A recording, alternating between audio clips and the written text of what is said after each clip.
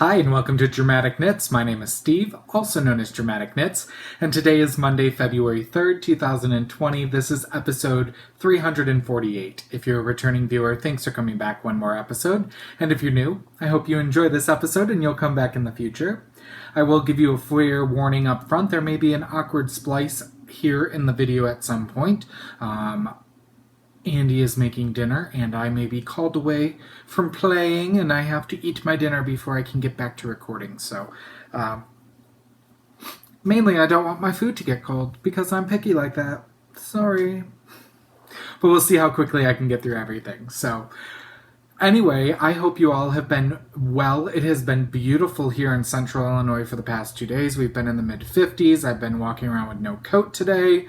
We got the van and the car washed today. The doors have been open in the studio the past 2 days. It's been beautiful. Unfortunately, the weather is going to start raining and the temperature is going to start dropping, but at least we got a little bit, right? See the positive of it. Anyway, so cheers to that. I am drinking my pink drink. If you're a new viewer, I have given the recipe several times in the past episodes. And again, sorry for the debris in the background.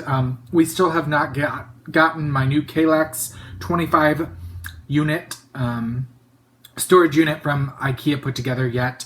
But we did get a new shelving unit that I posted. It's right next to my desk here. You can't see it. It's right next to you.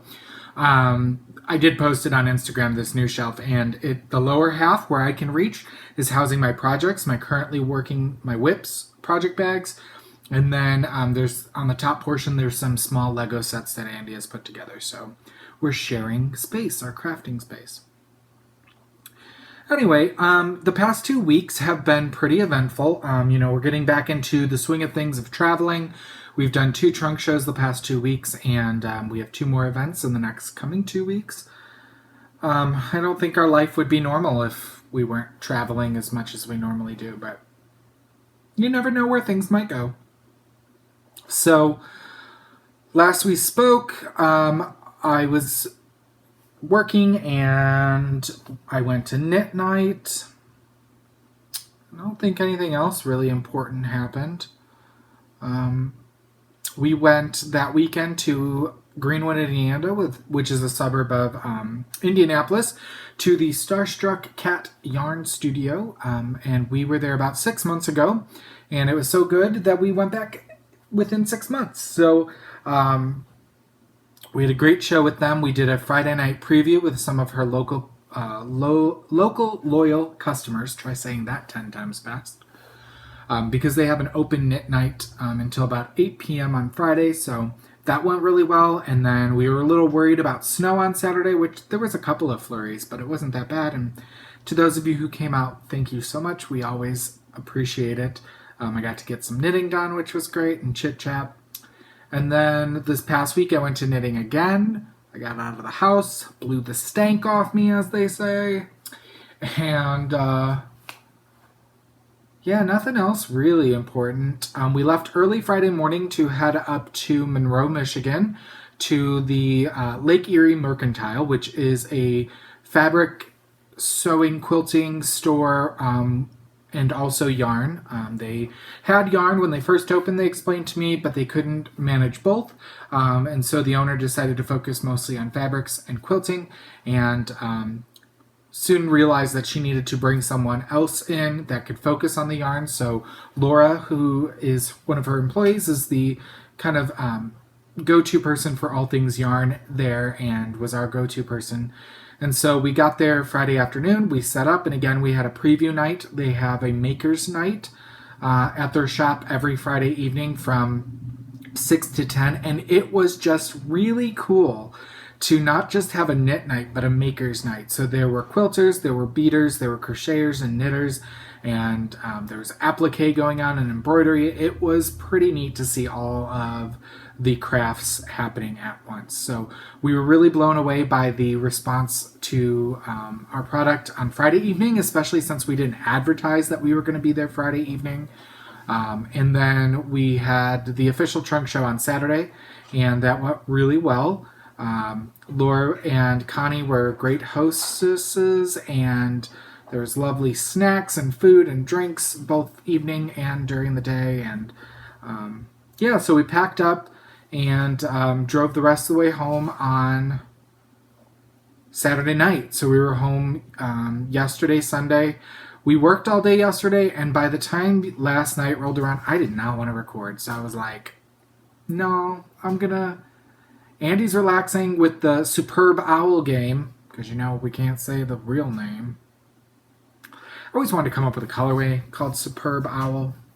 Would have worked this month, but came up with another colorway instead. And I was like, you know what? I want to relax too, so I did. And I watched some shows and did some things, but don't worry, you got what little energy I have left today after work for this episode. So yeah, that's pretty much been about it. So let's move into the knitting. And for the first time in a long time, I've not had a finished object. I'm close, but I'm realizing that the final details on it is going to take a little bit of time, just like that plaid please wrap, where the crocheting takes a little bit of time. This first project, I'm going to show you the fringe detail is going to take a little bit of time. So, hence the title On the Fringe.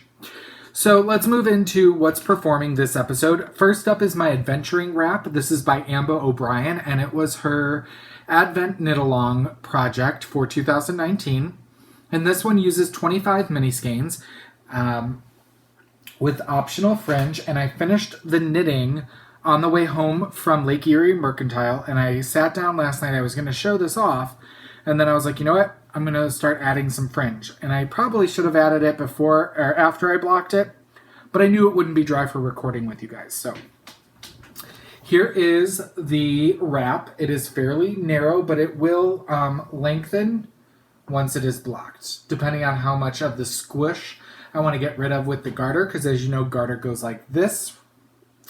And you can see it's on a slight bias, and I am adding fringe here as we go. And I'm doing it on either end.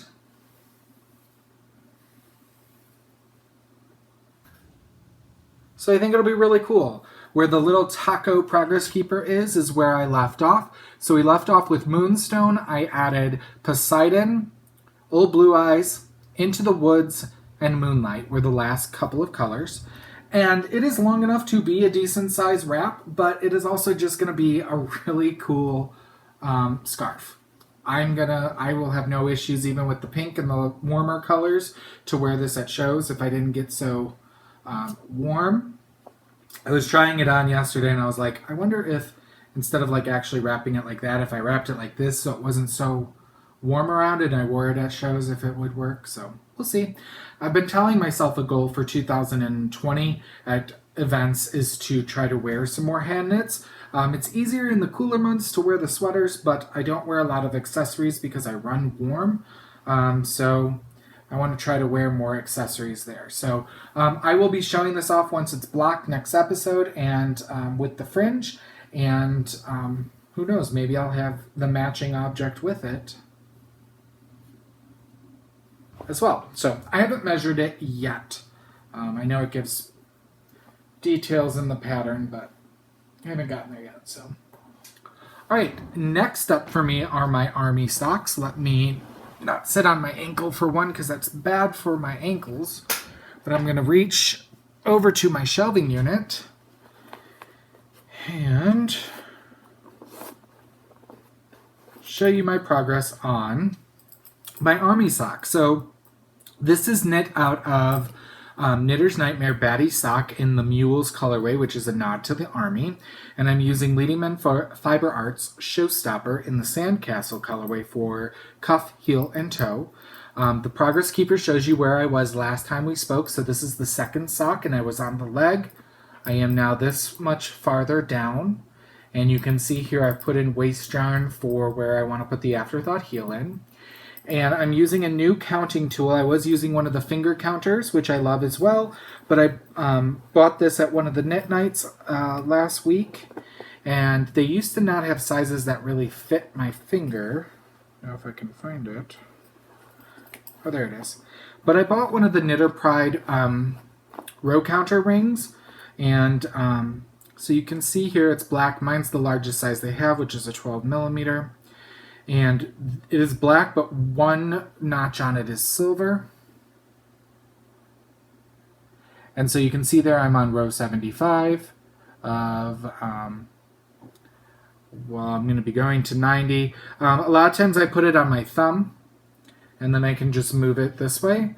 But sometimes as I'm working socks, my hands get warmer, and then they expand. And I've had issues of not being able to really get them. Last time I had trouble getting it over my thumb knuckle. But I also found if I just kind of put it right there, that works as well. It's too small for me to go much farther without being, I don't think I have like super chubby hands. I mean, they're not ginormous.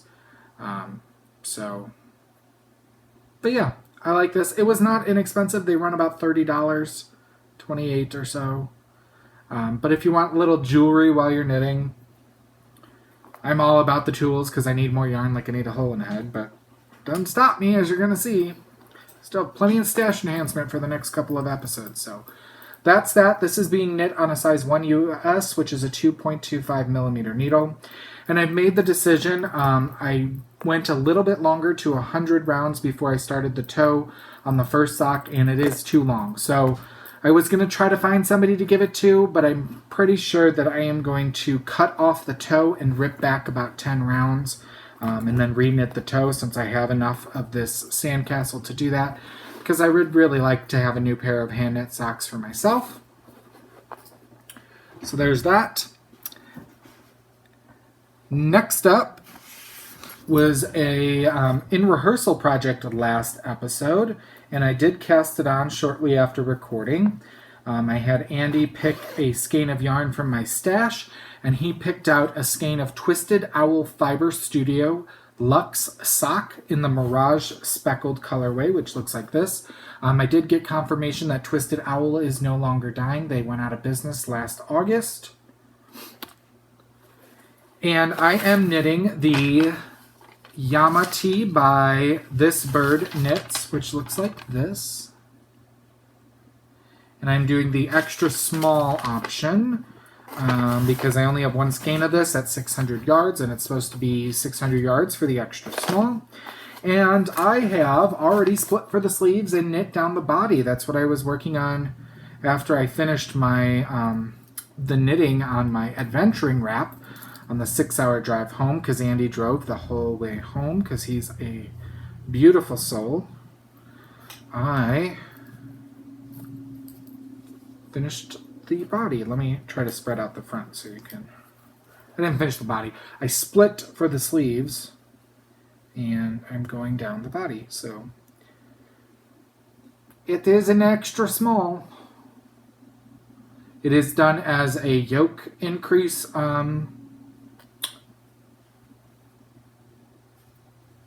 a yoke construction. And so that's where you're evenly increasing. And instead of doing the make one where you pick up and knit through the back loop, I did a knit front and back, trying to close up some of the holes, because while you can still see the increasing here, my lines of increasing, I feel like you can really see hers in the... well, it's hard to see in this picture, but I feel like the pictures that I was looking at on Ravelry, you could see it much more evident where the increasing was happening. So that is going, and I'm knitting that on a size 8, 7 for the ribbing, I think.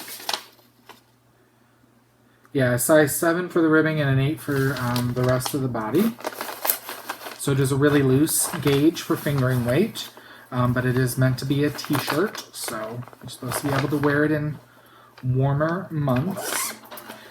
And then the last thing I'm going to show you is my granny square blanket. So I finished another row, and I put this under my desk, and it's just so much. So this is my basket that houses my fingering and sport weight scraps. I picked this up at the Michigan Fiber Expo about 3 years ago now. And it was overflowing at one point, and here's where I'm at with what I have left of scraps that I have not used yet. And then in this basket, I put the other basket and my blanket, which the blanket about takes up the whole thing, plus the scraps I've used. And I picked this up from Ghana Crazy at Shepherd's Harvest in Minnesota 2 years ago. Not this year. Not this spring, but the spring before. So I've added 2 squares onto this next row, which I'll show you. And then I've also added the top row. So I'm going to hold it up here. It is too big for me to show you while standing up anyway, so I added, you can see these 2 squares. And I'm randomly picking these. So what's funny is I was crocheting this last night and I was like, I think I put Double Your Pleasure in this blanket. I've used it in more than one project. Here it is. And they ended up almost right on top of each other, offset by 1 square, but I don't care. It's going to be an interesting detail. But this is Showstopper that I used, and this is Show Stealer. They were 2 different projects. So, and this is the completed row that I had finished. Lots of semi-solids, and then I tried to work in some more variegateds. And these are a 5-round granny square, crocheted with a C hook, and then I weave in those ends, and then I'm using Leaving Men Fiber Arts Soliloquy, which is 100% superwash blue face Leicester, to do crochet as you go. And I've just joined on the 3rd skein of that, and the Soliloquy is 150 gram skeins, which is 657 yards, so they're hefty. This one was really nice. This one I held, this was the Shibui, and I held the mohair with the Sema. I held 2 together, so it's got a little bit of fuzz to it, which is nice. So that's going, and when I finish the next row, I will break it out again to show you. So I did count. I'm working on the 14th row of 20, and they're 15 squares wide. So it's going to be a really nice size blanket when it's done. Alrighty, double checking. No, I think we're good. He said he was going to give me a secret knock on the wall when it's time for dinner. So, what's in rehearsal? So now that the adventuring wrap is done, once I'm done with that fringe, I'm going to take all the leftovers, and if you purchase the adventuring wrap pattern from Amba, she gave you a free pattern for the adventuring cowl, which is the same stitch pattern, which is super easy. It's stockinette and eyelets, but it's for a cowl knit on the bias, and then you 3 needle bind it off to join it in the round. So you knit it flat, and then you join it in the round into a cowl using all your scraps, so you don't have any leftovers. And while I normally wouldn't knit it after knitting the wrap, it is going to be a shop sample, so I want to show customers that you can get a wrap and a cowl with fringe all from one set, because we will be releasing this as a kit when I get done knitting it. All right, let's move into behind the scenes, my spinning. I am still working on some Yarn Geek Fibers Corriedale in the Winter Pinot colorway. And right there you can see where I'm leading into my e-spinner. This is all I have left to spin of the second 2 ounces. Here's the first 2 ounces. And it's got blues and oranges and golds and soft grays. And I'm going to be doing that as a 2-ply fractal. So hopefully, fingers crossed, I'll have that done by next recording. But again, sorry, my shirt's riding up. Traveling, I don't take my e-spinner with me or my weaving or cross stitch or anything. So, all right, in the scene shop, my other crafting, cross stitch. I'm going to hold off on showing you this episode while I got a bit of work done on it. Nothing really is going to look any different, so I'm going to hold off on showing you that. I am still weaving on my Ashford 15-inch rigid heddle. This is a cricket. And you can see here, this is what I'm calling my Lost in the Woods scarf. I'm using 2 skeins, one-off skeins that we've dyed, and one's Showstopper. That's the weft, and my warp is a one-of-a-kind base that we won't normally be carrying, but will premiere with a design collaboration kit coming up here this spring. So they were both test skeins, though, so they didn't have a use, and I was like, I'll weave with them. So, all right, moving on. In the spotlight, what am I watching and reading? I'm not going to tell you everything I'm watching, but I will tell you what I've started or finished. I did finish last night watching Freakish on Hulu. There was 2 seasons before it got canceled. They are short 23-minute episodes, and they left you with so many unanswered questions that they clearly were pushing for season 3, and they were not granted that, and so I felt really, really gypped at the end. There were no answered questions. Nothing was tidied up for you, so I really do not recommend it simply for that fact. Well, the acting leaves a lot to be desired. It's not horrible, but the storyline went in so many different directions the last couple episodes, and I would give it a 2 out of 5 stars on that, so I don't recommend that.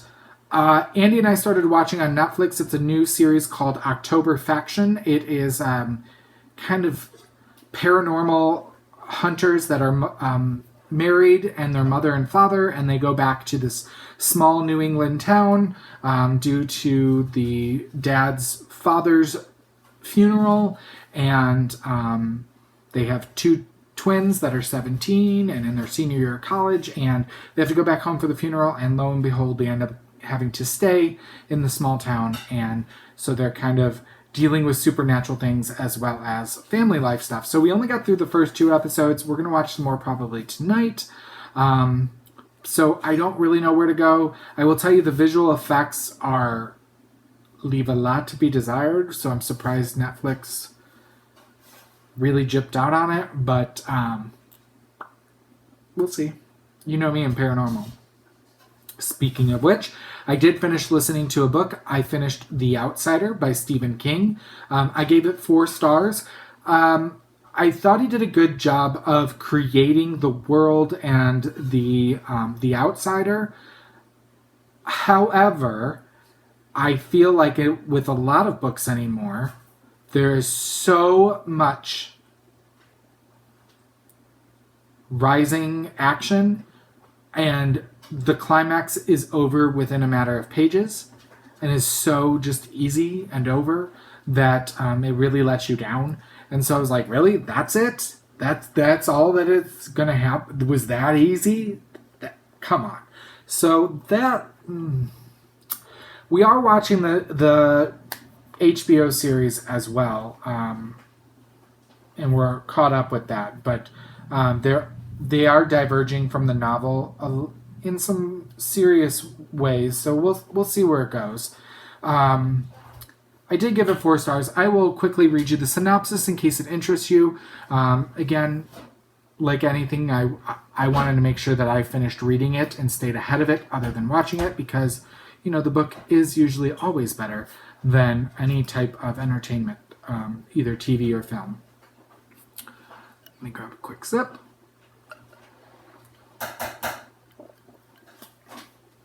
Oh, that's my secret knock. Anyway, let me read you this, and then we will pause, and I will be back after dinner to show you everything else I have to talk about. So, really quick, The Outsider by Stephen King. An unspeakable crime, a confounding investigation.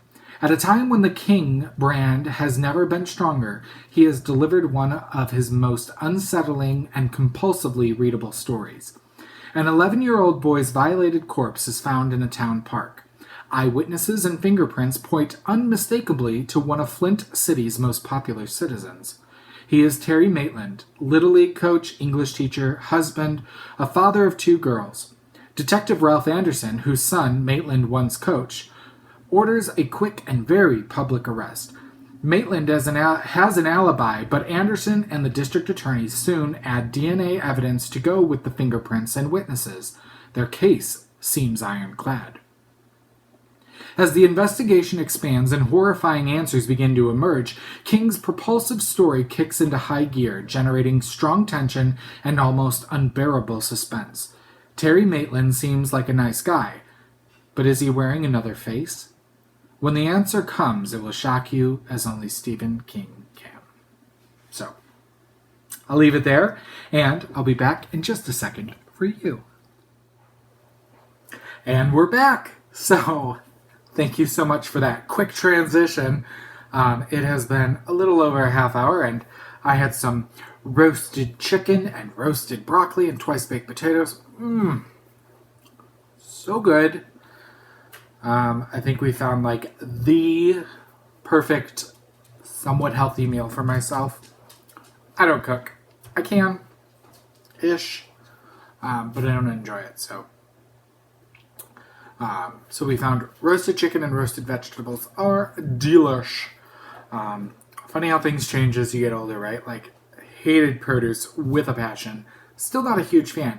But we found that roasting them with seasonings and like grill seasonings, on point. I never liked broccoli because broccoli was always a mush, right? You either steamed it or... Roasting them, though.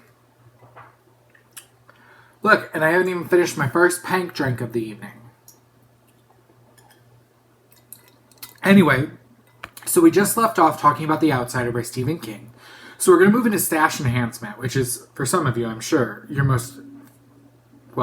favorite part of the show. So we're still working these three featured vendors that I'm going to feature this episode are still sponsors from the Knitting at the Estate retreat that we hosted in September of last year. And all these wonderful vendors sponsored the retreat by either offering coupon codes or donating door prizes or both. So I supported them with some of my business. And so the first vendor is Brenda and Heather Yarns, also known as Ba Yarns. Different from Ba out of California, which you may see at a lot of local yarn stores. It is Brenda and Heather Yarns, and they are based out of Seymour, Indiana. And there's their card. And I got one of their shawl balls. And this is in the Who's shawl. It's based after Doctor Who, which means absolutely nothing to me. They are really big into fandoms and geeky things. But this is a 80% superwash fine merino, 20% nylon. It's 170 gram skein, 770 yards. And they have a little graphic here that shows you how the shawl is going to knit up. So I'm just going to do a plain triangle shawl. Let's see if if it'll focus. Maybe. Kind of. So I'm just going to do a plain triangle shawl with this. Couldn't resist. And you can see the price point is not bad for a gradient skein of yarn. That's going to do all the work for you. Next up is Dye Lot Studio. I had not heard of them before, and we ended up vending. We must have vended somewhere together. Maybe Indie Untangled? I don't know. I reached out to them about supporting the retreat, and they were wonderful enough to send coupon codes, and so I took advantage of it. And I got one skein of their Le Sport Weight, and this is an 80% superwash merino, 20% nylon, in the driftwood colorway.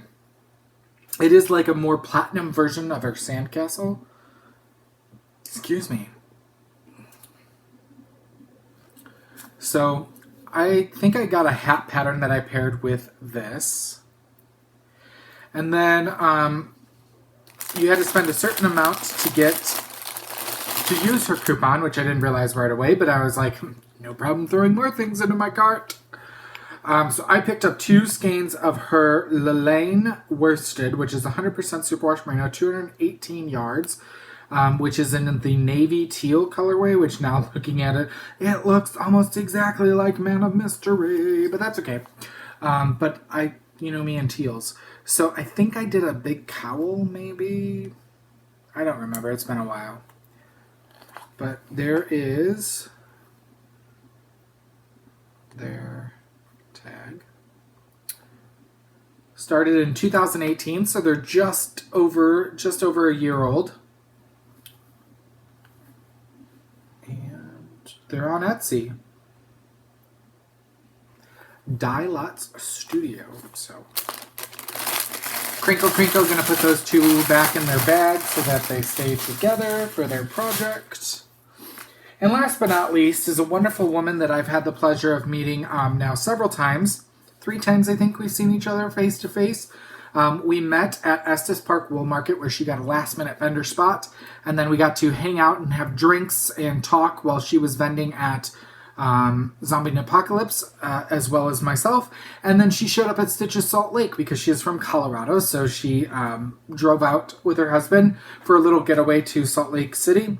And I picked up a skein of her Pathfinder sock, which is 75% superwash merino, 25% nylon, 463 yards. And this is from Colorful Eclectic. And this is in the colorway Foxtrot.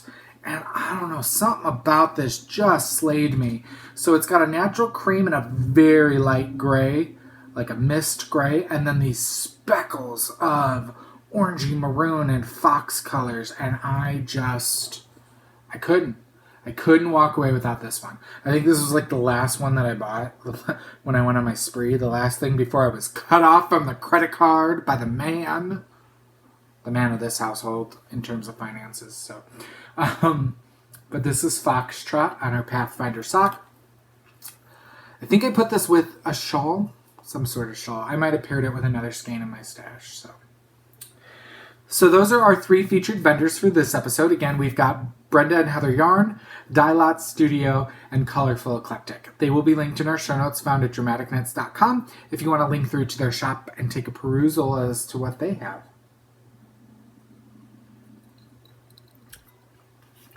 Alrighty then. This episode we have a giveaway and it is for a book. This is Junior Knits by Debbie Bliss, 25 Stylish Projects for Children 3 to 10 years. So I feel like this kind of fits a niche market. It's not baby or toddler knits, and it's not adult full-grown garments. And while I do believe that there needs to be a lot more in men's, I feel like junior knits is really hard, especially as my niece and nephew are getting into junior sizing. It's like, well, what size hat do I make them? You know, because I'm not going to make them usually garments yet, but maybe next year. But this would be a good book for that. It is spiral bound. It has nice big pages, colorful full page pattern release, and then it gives you the pattern write-up, the materials gauge abbreviations and measurements on the opposite page. So really easy at a glance to pick what you want to make. But yeah. She looks super happy to be wearing that hat, doesn't she? She looks like she needs to go golfing in Scotland. But this is so cute. Look at that. Look at that little bolero. Anyway, oh, he's adorable. Look at that little zippered Argyle vest with some buttons. So you know you want to enter for this. So if you'd like to win a copy of this, you just need to go to the Dramatic Knits video podcast group on Ravelry. You must be a member of the group. There will be a thread open, and you can post once in that thread. And you need to answer the prompt that I'm going to give you here for this episode. So the prompt is, who out of everyone still alive would you want to share a meal with? So, can't be alive or dead. It has to be alive. Who would you want to share a meal with? And it does not have to be knitting or crafting related by any means. And I gave this some quick thought, and I couldn't come up with anybody off the top of my head. I mean, there would be some amazing people. But I don't know. I don't know. Maybe, I don't know. I'm trying to think crafting related, which is what I told you not to do. But in terms of crafts, it might be Kaif Fassett, only purely because of his color theory and his design work, not only in yarns and knitting, but also in fabric, which is what he's known for. And he's known for those loud, bright conglomerations of color. And I want to think, how does your brain think? Especially coming from a dyer's standpoint. So That would be my answer. But go on over and enter. Again, you must be a member of the group. I will use a random number generator to pull for a winner when I record in 2 weeks.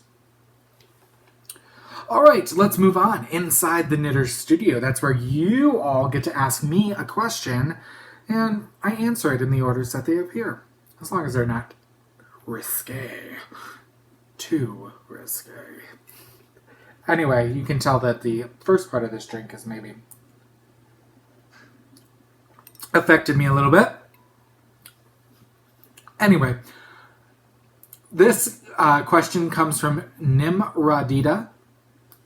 And the question is, I'm a sucker for pet stories. Can you talk about your pets and how you decided what to get? Is one of you more a pet lover than the other? So growing up, I had a variety of pets, from betta fishes and goldfish all the way to, we never had a dog. I did have a cat. My sister had a cat. Neither one worked out, and mostly because my mom did not care for them. And so they were relinquished. I had a skink lizard growing up, which is a horror story in itself, and I can tell you in person sometime, but their natural escape mechanism is for their tail to break off. And let's just say one Christmas morning, showing it to my cousins, said thing happened, and it was quite a bit traumatizing for a young tween like myself at the time to deal with. But I never really had a lot of pets. I had a hamster or a gerbil. I don't know, what's the one that doesn't live very long? In college, and it was annoying because it was nocturnal, and all it did was run in its cage right next to my bed, and anyway, eventually the thing passed away. Because it doesn't live very long. It's not one of those ones that lives like for 17 years. It's not a guinea pig. Guinea pigs are the ones that last for several years. So I would say maybe Andy is more the pet person. I feel like he had more pets growing up, but maybe he didn't. His mom is not a dog person. I believed my mother wasn't because she didn't want a dog, but now she loves dogs. So I don't know. It's a toss-up. I will say my sister loves dogs better than people. True story. So let's first talk about Ernest, our Yorkshire Terrier. We were set to get a dog. We previously had Gertie, and if you are a long-time viewer of the podcast, you remember Gertie, our Boston Terrier. Unfortunately, she passed away several years ago, but we were ready to get a second dog because while Gertie was always, we both enjoyed her, it was always Andy's dog. He had Gertie for 5 years prior to when he met me, and I kind of was like, well, let's have our dog or my dog and one that we can raise together. And so we had been looking around, and we wanted to get a shelter dog. We very much did, and we looked around for a long time. We did a meet and greet with Gertie with another dog that we saw at the festival. We have the huge festival, the Apple and Pork Festival that I talk about every fall. And we saw this beautiful gray dog with blue eyes, and it was like a pit bull mix. But they said, hey, come bring your dog by the kennel, and let's see how things work out. Because it was also like a year old, so it was very much a puppy. And it was just way too big and too playful to work with Gert. So we decided not to do that. But we did a few other meet and greets, and we decided on a dog that had a rough time. It was a bigger dog, and it had eye cherries, and they had to do surgery for that, I remember, because we were going to have to pay a lot more money because of that. But we fell in love with her, and she was being fostered at the lady who ran the animal shelter here in town. And she was fostering several pit bulls. Well, the night before we were supposed to get her, after like a month and a half of adoption process where they call 3+ references, do several home visits, go through your background. I mean, it was like intense. We were supposed to get her the next day, pending her shots and all this other stuff. She got into a fight with one of the pit bulls that was picking on her in the house she was being fostered. And the lady who ran the foster care said, she's like, I'm not going to give her to you. I don't want her to run the risk of fighting with your dog. And I was like, are you kidding me? So at that point, I was done working with foster care here in town. But we still really wanted a dog, so I was perusing. And I found an ad in the local newspaper. And for, we were looking and talking, and I was like, you know what, I could go for a Yorkie. So I called and set up an appointment. Turns out they were 2 hours away. And Andy's like, well, you can go get them, but I'm not going. So I drive 2 hours to get Ernest, and he was the runt. He is from a breeder. He is a true Yorkie. However, he was the last one there, which just makes me even happier. From what I was told from the breeders, Mom was 7 pounds, Dad was 5. And while he's still pretty skinny, he's a gigantor, usually around 13 pounds. So,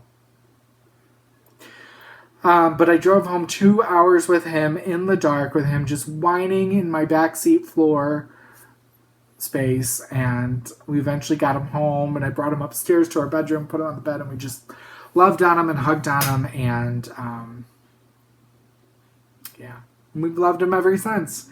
And he is 9 years old now. He's going to be 9.5. So, and like I said, eventually Gert passed away, and it was several years before Andy was ready for another dog. And it took an emotional toll on him as well as me. And so about 2 years after Gert passed away, he started looking, and again, we found an ad in the paper. And he saw a picture of Cornelius and fell in love at first sight. And so we met halfway with the breeders. They were an older couple. Again, he was the runt. He was the last one to be picked. The breeders had paperwork for all the other dogs. He didn't even bring paperwork for Cornelius because we didn't care. And he's like, I figured you weren't doing this for, breeding reasons. And so we drove about an hour and a half home, and he was in my lap, and I posted pictures of him, and he was adorable. And he was the smallest little thing. And he's just grown up to... He's a Cairn Terrier. And as we've learned, they are super lovable and adorable to people that they are friendly with. But they get even more aggressive as they get older to being territorial and to children and outsiders. So he's got a fierce bark, but he doesn't really do anything about it. He just loves to sniff your shoes once you come in. He occasionally has the bladder issue when he gets excited when people come in the door. But he does the most adorable thing where he'll just, you say, come give me a hug, and then you act like you're not paying attention to him, and he'll come and he rubs his head all over our chins, and he's super cute. So they are chilling with Dad on the couch right now, or else I'd show you, but they are going to be called and set for a grooming appointment sometime soon, because they're getting to that. When Ernest has that, flop over bang hair, and when he's like, when it's past his eyes, we're like, okay, time to get you groomed. So, that's that.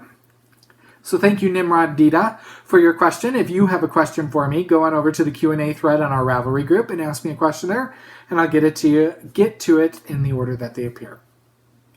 All right, let's move on to a round of applause. Last episode's giveaway was for a skein of Plymouth Yarn Diversity. This is a 93% acrylic, 7% polyester memory yarn. So it has some spring to it. Excuse me, that paint drank. And the prompt for last episode was, what's something that you're surprised no one has figured out how to do yet? And we had, I believe, 14 or something people enter. Anyway, random number generator chose number 4, who is Seth B, and that is Seth from Kentucky. So congratulations, Seth, you won this skein. And he responded, the phenomenon of traffic is very intriguing to me. I know certain road configurations can improve traffic, but I feel like interstate traffic should be a problem of the past. And I agree. And they've definitely, there's city planning for a reason. I know, going through downtown Bloomington, Illinois, where I'm close to, they set up the lights to where if you catch a red light, once they turn green, they'll progressively turn green. So it's not one of those where you have to stop at every red light. But I've been in cities where they do stop you at every red light because they don't want the eventual speeding that can happen. But interstate, yeah, I have seen a lot more in other states. of where you have yielding or lights at interstate entrances. So they will tell you if it's a red light, you can't just merge onto traffic. They're like, hey, traffic is heavy, wait a minute. And they actually have gauges that'll tell you when to merge on. That's something interesting. I don't feel like everybody follows that. I know us from being out of state, we somewhat follow it. And very rarely is it ever like, don't go, and we just go right through it. But, I agree with you, Seth. I think the only way to really get out of traffic is to have automated cars with automated driving and where it's scheduled and nobody speeds and you know exactly when you're going to get there and you can just go autopilot and get in your car and it'll take you where you want to go. But we're a long way off, and I will not say not in our lifetime, but whether that happens, we'll see. Okie dokie. Seth, I'll let you hear this. If you would please private message me on Ravelry, Dramatic Knits, with your first and last name, mailing address, and an email address. I'll get that out to you as soon as I can. All right, some more prizes. January has come to a close, so our January 2020 Race to the Finished Object contest has closed, and I pulled for winners right before recording.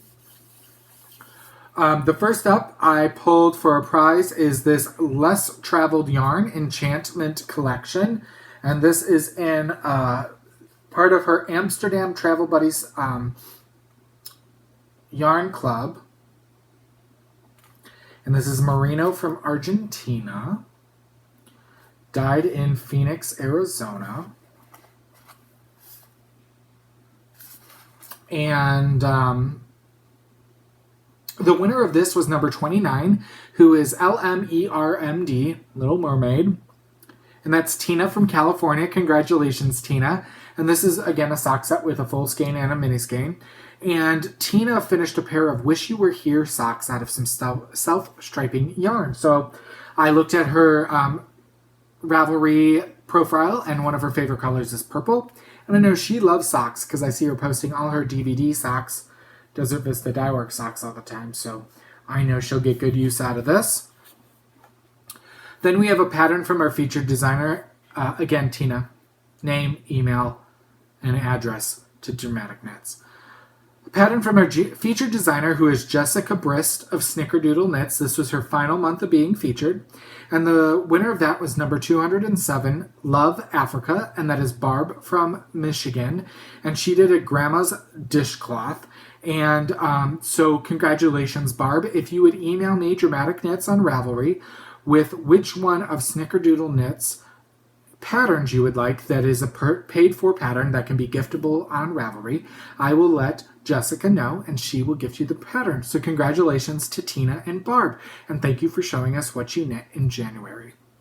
That being said, we do have the February 2020 Race to the Finished Object contest up and going.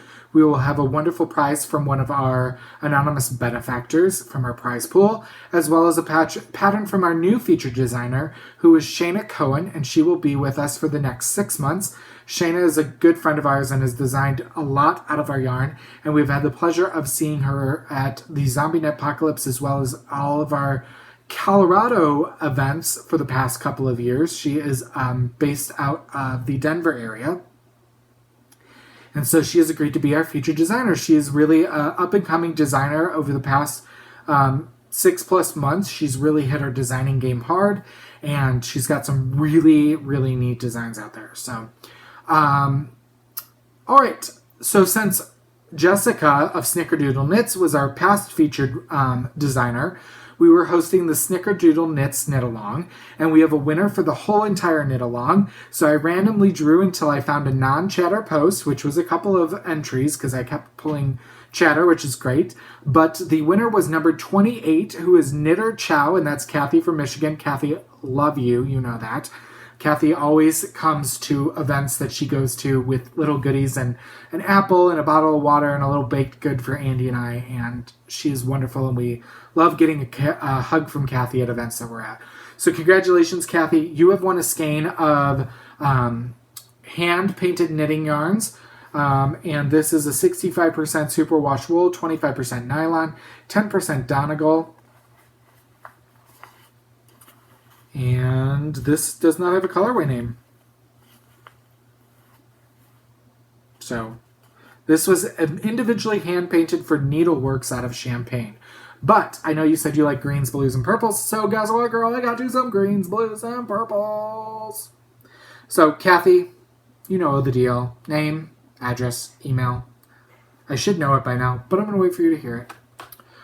All right, and Kathy knit a My Favorite Simple Knit hat by Jessica Brist. So since Shayna is our new featured designer, we are now hosting the Shayna Lines Designs knit-along group from February 1st to July 31st. You can knit any of Shayna's patterns. Works in progress are allowed, and we will pull an FO. Will get each FO will get you an entry in the drawing. However, there's one thread for chatter and finished object posts. I'll just keep randomly drawing until I find an FO to win each month.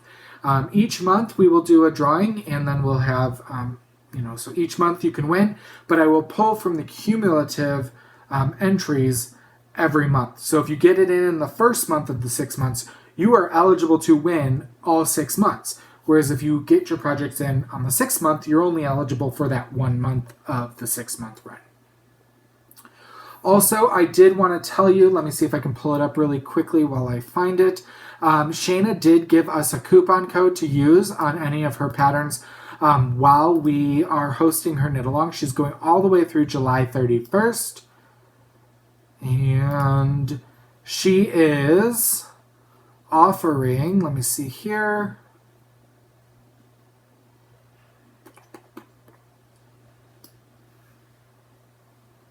20% off any of her patterns using the code DRAMATIC, all one, lowercase one word. You enter that code and you get 20% off your order, and it is good more than once. You can use it as much as you like all the way through July 31st. So thank you, Shayna, for that. We really appreciate it. Alrighty. Let's move into center stage, all things leading men fiber arts. And I have some things to show as well as things to talk about. All right, we have 4 knit-alongs going on the Leading Men Fiber Arts Ravelry group. Started in January, we started the That's My Jam knit-along, which is a design by me. And the Endurance Shawl knit-along, which is a 3-color DK weight shawl. Actually, you're going to see that in just a minute. Knit-along by Jessica Brist. Those are both going from January 1st through February 29th, and works in progress are allowed. And each of those will get a $50 gift certificate to our shop for a winner. There has been somebody who's posted, there's been 2 endurance shawls, but no That's My Jam yet. So there are coupon codes in both of those threads on our Ravelry group for items that you may need to purchase for the knit along. So if you're interested in knitting along and you need yarn for that, there are coupon codes specifically for the yarn used in those projects. I did open up 2 new knit alongs on February 1st.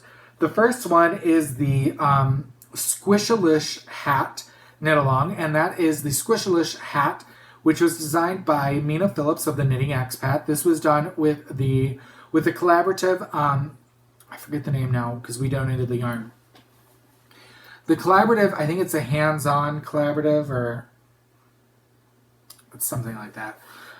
Anyway, there is a lot to their collaborative, but basically what they're trying to do is get warm children accessories to schools, specifically local to the collaborative, but to any schools, and to getting these warm woolies to to children in elementary, middle, and high school. So the Squishalish hat was designed out of one skein of our Dramaturg DK, and Mina designed it. She picked up a skein from us at Indian Tangled in October. And it is a free pattern because these were all designed to be free patterns so that anybody could pick up yarn and go. So it is a free pattern.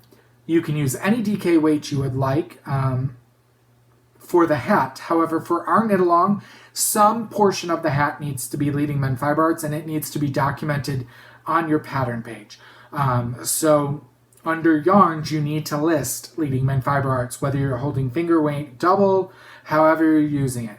However, if you would like a coupon code for our Dramaturg base, there is one in the Squish-a-lish hat knit-along thread on Ravelry. So it's a little incentive to get you seeing yarn for that. And then we were super excited to learn that Isabel Kramer designed the Pearl Code cardigan out of our soliloquy base. I know she's been working on it. She had designed the Pearl Code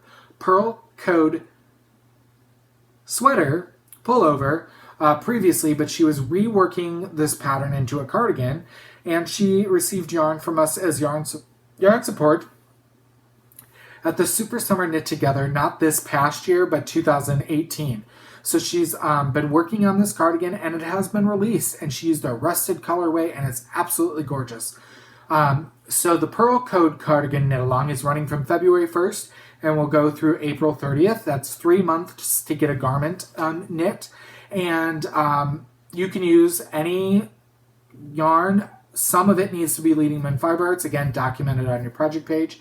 If you would like a coupon code for our soliloquy base, you can go on over to that thread, the Pearl Code Cardigan Knit-Along thread on Ravelry. There's a coupon code listed there.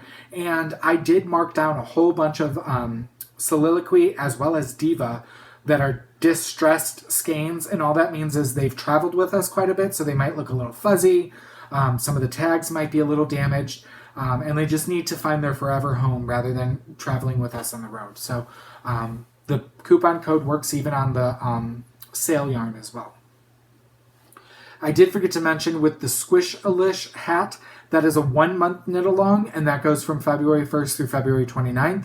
And that is a $20 gift certificate to the shop. And the Pearl Code cardigan knit along is a $100 gift certificate to the shop. So I try to base the gift certificates based on whether it's an accessory, a shawl/wrap, or a garment. And that's how I also gauge timelines. All right.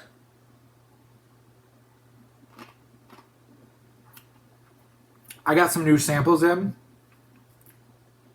and I just got them all tagged and put into our sample bin this afternoon. And then I was like, crap, I need to take them out and bring them because I want to show you these new samples we got in. And most of these we carry the pattern for as well on our shop. So if you buy the yarn for it and you want the pattern, you want a nice, firm, hard copy pattern, and most of them come with digital download codes. They're usually priced the same price as Ravelry, but you also get the physical copy. And while shipping that by itself may not be financially responsible, throwing it in with your yarn purchase does not add to much with the shipping. So I highly recommend if you're purchasing yarn for a pattern that we carry in our shop, go ahead and throw in one of the hard copies of the pattern. You're not really out anything, and you get the printed, very nice cardstock printed copies, essentially that print copy is free because most of them you get the digital copy as well. So I'm just going to dig out of my bag here.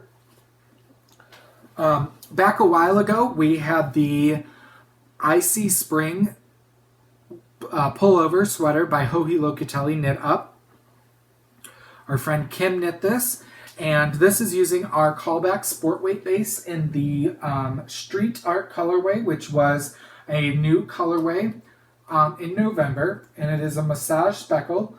This, of course, was knit alternating skeins for best results, and you can see here just this little bit of detail, that little bit of lace work at the collar is absolutely beautiful. So, so this is a sport weight cardigan. This sample used 3.4 skeins for this size, and this is the size small, which fits a bust 43.5, and the yardage for this sweater ranges from 1115 to 1,925 yards. Sorry, I paused because I realized I put fingering weight under the yardage rather than sport, but it's all right. I'll fix it. So that is Icy Spring, I-S-E-E, Spring. On Ravelry, we also offer this pattern on our shop as well. We have the print copies of that. And then Kim also, she then got her next project from us, and she knit the Endurance Shawl by Jessica Brist, Snickerdoodle Knits. And this uses 3 skeins of DK weight. And we sent her Wild Goose Chase, which is this color right here, the speckled light silver and teal speckle. My Lip Gloss Be Poppin', which is the pink, and Blue Steel, which is the blue. And guess what? There will be kits up for this in the next day or two. I just dyed it, finished dyeing it this morning. So there will be a couple of kits, 4 of them, I think. And this uses 3 skeins of DK weight on our dramaturg base, and the yardage ranges from 600 to 700 yards. So very simple knit. It's a good beginner shawl, and pretty quick knit from what Kim was telling us. So we have the pattern for this now, as well as we will have kits up for that in the next couple of days. Then last week we received a new sample of the Republic of Splendor cowl, and this is designed by Tanis Gray, who just released her Harry Potter knitting magic book, and everybody's getting in the mail, and I pre-ordered it, and then I canceled it because we actually donated yarn that was used in one of the patterns, which I'll talk about, and we actually get a free copy of it, which was really nice. So I canceled my pre-order, and I'm waiting for the publisher to get me a free copy. So anyway, Tanis was one of the featured designers from the Cast On collaborative that Christy at Yarn Cafe Creations put on, and on December 22nd, Tanis released this, and on that day, every purchase of this pattern, the donations went to a charity for mental illness. And so this is the Republic of Splendor. It uses one of our showstopper gradients. This is the Gothic Queen colorway, and it's got just a wonderful garter and stockinette with texture pattern to it. It's lightweight. Like I said, it uses one gradient set. It's about 7 inches wide by 38 inches long, and it uses 552 yards. So people ask, what can I do with one skein of a gradient or one gradient kit? This cowl is pretty cool, and it's light enough that you can snug it up to a nice snug to keep you warm cowl. So this will be hitting the road with us as well. We won't have kits. We do have the pattern. I just got them in the mail today. They'll be up on the website soon. But we will have these on the road as well. They won't be kitted because you can just pick out any one of your gradients that you want. Any one of our showstopper gradients and knit the cowl with it.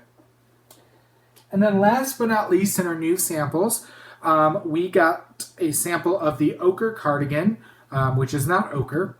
I almost went with the yellow, though. I almost went with nacho cheese. But this is by Amba O'Brien, and this is using our soliloquy base. And this is an open front, no closure cardigan, cropped with a little bit of lace at the bottom of the cardigan and the sleeves. And this was knit by our friend Annette out of Arizona. And this was knit using 2 skeins of our soliloquy base. This cardigan can be knit anywhere from 1 skein for the smallest 30-inch bust, but the max skeins you'll need is 3 skeins of soliloquy. They are 657 yards each. This was the biggest size you could get out of 2 skeins, and this was for a 48-inch bust, and it is the colorway Achieve Grapeness, which was our new colorway for January. So it's a nice lightweight throw-on cardigan. There's the back. Done amazingly well. And I'm super excited to start traveling with these samples. So if you're looking for new projects, there's some ideas for you. You will also be able to see these in person for the next little bit on the road if you come and see us in person. So, all right. I do want to remind you that we do have pre-orders open for our February colorway of the month, which is called I Will Always Love You. I showed that off last episode if you want to see what that looks like. Or you can just visit leadingmenfiberarts.com. It is on the front page. We have pre-orders open for every yarn base we carry, as well as sock sets and shorty sock sets available. And we have pre-orders open for our custom-made project bags that match the yarn. So check those out. Those will be open through February 8th. Speaking of where you can see us and our yarns, we do have a shipped trunk show out. That means we're not personally there, but our yarn is. And that is at Rita Mae Yarns in York, Pennsylvania. And that is there from the 1st of February all the way through the 10th. So if you see this and you're within driving distance, go check them out. They seem really awesome, Rita Mae Yarns. And in-person events over the next 2 weeks. This weekend, we will be driving up to Clawson, Michigan, and we will be doing a trunk show at the Yarn Stop on Friday, February 7th, and Saturday, February 8th. We will be there for 2 days, and if you can make it out either one of those days, come say hi. We will have some new kits as well as new yarn that we get dyed up this week with us there, and we're excited to hang out there. It's owned by two gentlemen whom Andy got to meet at the Fall Fiber Expo in Ann Arbor this last fall. Unfortunately, I wasn't at that event, but I'm excited to meet those two gentlemen as well. And then the following week, we will be at the Midwest Fiber Frolic, which is held in Milwaukee, Wisconsin. I want to say at the Crown Plaza, but I could be totally wrong on that. We've linked to it in our show notes. But that is from Friday, February 14th through Sunday, February 16th. That's a Friday 3-day event, and I think it's pretty much you come and just hang out, and there's an open market. Like, there's no fees, there's open knitting, crafting, do whatever you want. There's room to just be you. I think there might be breakout sessions, and this is their 3rd year doing it, and we haven't been able to do it the last 2 years, but we are excited to be able to join them this year. So some of our favorites will be there. Bumblebee Acres Farm will be there. Black Cat Fibers will be there. They're local to Milwaukee. Ogle Designs will be there. Susan's Fiber Shop, if you've ever been there, she brings like an entire fiber shop with her, as well as a few other vendors as well. So if you're in the Milwaukee area, we hope you can stop by Friday, Saturday, or Sunday, or all 3 days and hang out with us. I'm hoping to get a decent amount of knitting done that weekend. But we'll be back, and I will probably record that Monday again, so it's not a huge deal that I recorded this Monday, but anyway, I'm going to let you go. For being a quick episode, this is probably longer than normal, but you'll forgive me, I had a lot of pretties to show and talk about, so, as well as this pretty, come on now. Anyway, until I see you again in about 2 weeks or so, I hope you knit something dramatic.